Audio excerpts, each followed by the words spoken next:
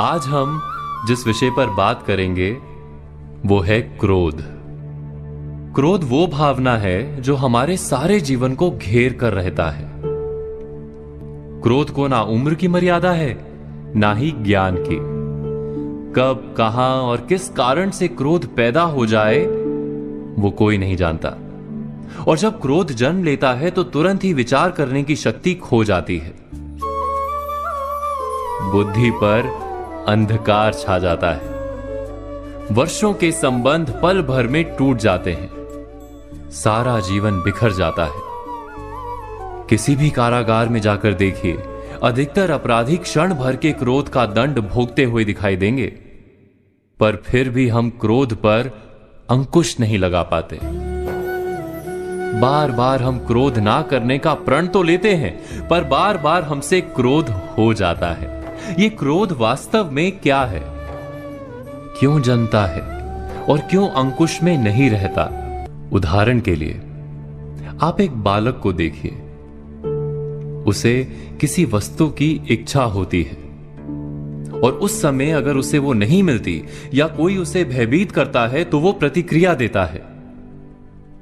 बालक की प्रतिक्रिया क्रोध है, क्योंकि बालक निर्बल है, निसहाय है। बालक अपनों से बड़ों को अपने वजूद का एहसास, अपने अस्तित्व की प्रतीति करवाने का प्रयास करता है क्रोध के माध्यम से।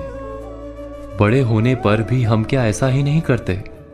क्या क्रोध हमारे भीतर बैठे बालक का प्रतिभाव नहीं? अर्थात क्या क्रोध वास्तव में केवल बालक जैसे व्यवहार का नाम नहीं? जब अहंकार को घाव होता है, जब भय लगता है, जब कोई वस्तु हमें प्राप्त नहीं होती, तब हमें क्रोध आता है, ठीक किसी बालक की भांति। हम जानते हैं कि आईने के सामने खड़े होकर मुंह बनाने का खेल बालकों को शोभा देता है, बड़ों को शोभा नहीं देता। फिर भी हम बालक की भांति क्रोध करना बंद नहीं करते।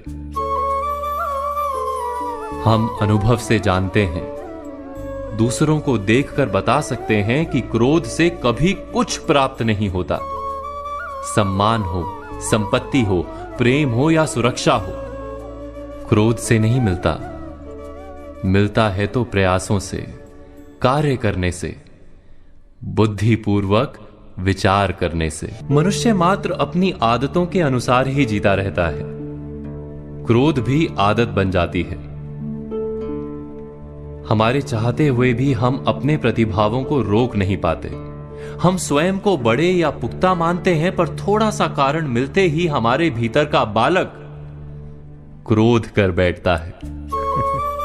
अर्थात क्रोध वास्तव में और कुछ भी नहीं, हमारी बालक बुद्धि का नाम है।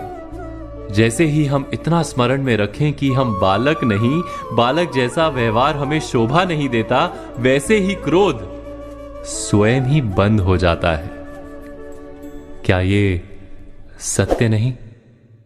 इस पर विचार मनन अवश्य कीजिएगा।